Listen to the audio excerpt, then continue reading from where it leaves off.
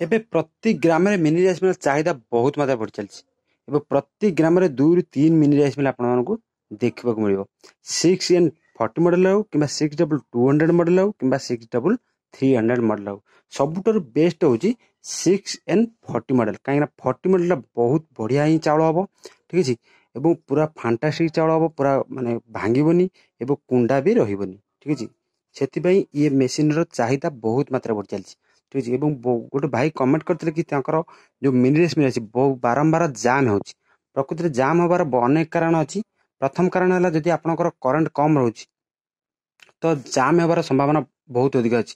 ଯଦି ଆପଣମାନେ ଦେଖିପାରୁଥିବେ, ପ୍ରଥମେ ମୋର ଥିଲା, ଆମର କରେଣ୍ଟ ଯେଉଁ ଥିଲା 170 ଥିଲା, ଠିକ୍ ଅଛି। 170 ଥିଲା, କାହିଁକି ରହିଥିଲା, ଯେହେତୁ ଆମର ଗୋଟାଏ ଫେଜ୍ ଆସିଥିଲା 100 କଞ୍ଜ୍ୟୁମର ପାଇଁ, ଗୋଟାଏ ଫେଜ୍ ଆସିଥିଲା, ସେଥିପାଇଁ ଆମର 170 ରହୁଥିଲା କରେଣ୍ଟ, ଠିକ୍ ଅଛି।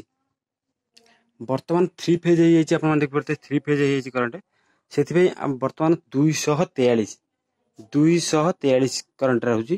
ତ ଇଏ ପ୍ରୋବ୍ଲେମ୍ ମୋର ସଲ୍ଭ ହୋଇଯାଇଛି, ଠିକ୍ ଅଛି। ଆପଣମାନଙ୍କର ଯଦି କରେଣ୍ଟ କମ୍ ରହୁଛି, ଆପଣମାନେ ଦେଖିବେ ଆପଣଙ୍କର ଯଦି କରେଣ୍ଟ କମ୍ ରହୁଛି ତ ଆପଣଙ୍କର ଇଏ ପ୍ରୋବ୍ଲେମ୍ ନିହାତି ରହିବ, ଠିକ୍ ଅଛି। ବାରମ୍ବାର ଜାମ୍ ହେବ, ଠିକ୍ ସେ ଧାନ ପ୍ରଡକ୍ସନ୍ ହେବନି, ଏଇସବୁ ପ୍ରୋବ୍ଲେମ୍ ଆପଣଙ୍କୁ ଦେଖିବା ପାଇଁ ମିଳିବ, ଠିକ୍ ଅଛି। ଆଉ ଗୋଟେ କାରଣ ହେଲା, ଯଦି ଆପଣ ଜାଲି ଆପଣଙ୍କ କରେଣ୍ଟ ରହୁଛି କମ୍ ଏବଂ ଜାଲି ଲଗେଇଛନ୍ତି 0.8 କିମ୍ବା 0.7ର, ତ ଜାମ୍ ହେବାର ସମ୍ଭାବନା ବହୁତ ଅଧିକ ରହିଛି। ଏବଂ କିଭଳି ଭାବରେ ଜାମ୍, ଯଦି ଆପଣଙ୍କ କରେଣ୍ଟ କମ୍ ରହୁଛି, କିଭଳି ଭାବରେ ଆକୁ ସଲ୍ଭ କରିବେ। ଯଦି ଆପଣଙ୍କର କରେଣ୍ଟ କମ୍ ରହୁଛି ତ ଆପଣ କ'ଣ କରିବେ, ଯେଉଁ ଧାନକୁ ଓରେକରେ ପକାଉଛନ୍ତି ଆପଣ ଡବଲ ପକାନ୍ତୁ, ଠିକ୍ ଅଛି। ଡବଲ ପକାନ୍ତୁ, ଦେଖିବେ ଆପଣଙ୍କର ପ୍ରୋବ୍ଲେମ୍ ପୁରାପୁରି ସଲ୍ଭ ହେଇଯିବ ଏବଂ କଳ ଫ୍ରିରେ ହିଁ ଚାଲିବ, ଠିକ୍ ଅଛି। ଯଦି ଆପଣଙ୍କ 170ରୁ କମ୍ କରେଣ୍ଟ ରହୁଛି ତାକୁ ଡବଲ ପକାନ୍ତୁ। ଉରିକିଆ ଜମା ବି ଚେଷ୍ଟା ହିଁ କରନ୍ତୁନି, କାହିଁକିନା ଉରିକିଆ ପକାଇଲେ ଆପଣଙ୍କର ମେସିନ୍ ଗରମ ହେବା ସହିତ ମଟର ମଧ୍ୟ ଜଳି ଯାଇପାରେ, ଠିକ୍ ଅଛି। ଏବଂ ସବୁବେଳେ ଯେତେବେଳେ ମଟର ଚଲାଉଛନ୍ତି 12 ଆମ୍ପିୟର, ମୋର ବର୍ତ୍ତମାନ ଯେହେତୁ ମଟର ବନ୍ଦ ଅଛି, ବର୍ତ୍ତମାନ ଏଇଟା 00 ଅଛି, ଏଇଟା 12 ଆମ୍ପିୟରରେ ଚଲାନ୍ତୁ, ଠିକ୍ ଅଛି। ଏବଂ ଆପଣଙ୍କ ମଟର ସୁରକ୍ଷିତ ରହିବ।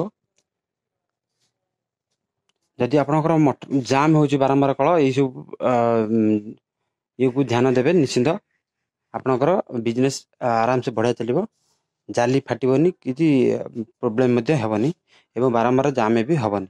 ଡବଲ ପକାନ୍ତୁ, ଯଦି ଆପଣଙ୍କର କରେଣ୍ଟ କମ୍ ରହୁଛି ଆପଣ ଡବଲ ପକାନ୍ତୁ। ଓରିକିଆ ଜମାରୁ ହିଁ ଚେଷ୍ଟା କରନ୍ତୁନି ଏବଂ 1mm ଜାଲି ପକାନ୍ତୁ 1.0ର। ଆଉ ଇଏ ହେଉଛି ମୋର ଛୋଟ ବିଜନେସ୍, ଆପଣମାନେ ଦେଖିପାରୁଥିବେ। କେମିତି ଲାଗୁଛି ନିଶ୍ଚିନ୍ତ କମେଣ୍ଟ ମାଧ୍ୟମରେ କମେଣ୍ଟ କରିଦେବେ, ଆଉ ଭିଡ଼ିଓଟା ଗୋଟେ ଲାଇକ୍ ନିଶ୍ଚିନ୍ତ କରିବେ। ଏମିତି ଆସନ୍ତୁ, ଯଦି ଆପଣଙ୍କର କିଛି ବି ପ୍ରୋବ୍ଲେମ୍ ହେଉଛି ଆପଣ କମେଣ୍ଟ ମାଧ୍ୟମରେ କମେଣ୍ଟ କରିପାରିବେ।